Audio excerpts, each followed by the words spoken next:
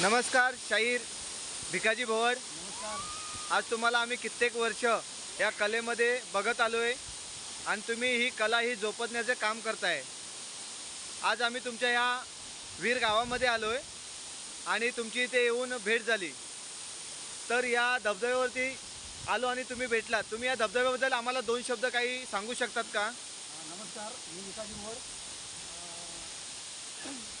माझं गाव वीर धबधबा म्हणजे ह्या धबधब्याचं नाव आहे रानपाट धबधबा आणि हा धबधबा प्रख्यात आहे। हे माझे मित्र आहेत, दिवाण खवटीवरून आलेत, त्यांना मी सुद्धा धबधबा दाखवण्यासाठी घेऊन आलो होतो।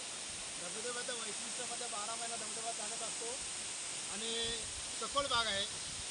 इथे काही प्रॉब्लेम नाही, कुठली जीवितहानी नाही, पण येणाऱ्या पर्यटकांनी व्यवस्थित सांभाळून यायला पाहिजे। आणि याच्याने रस्ता सुद्धा आहे, थंडी वाजते खूप, मला सुद्धा बोलायला जमत नाही।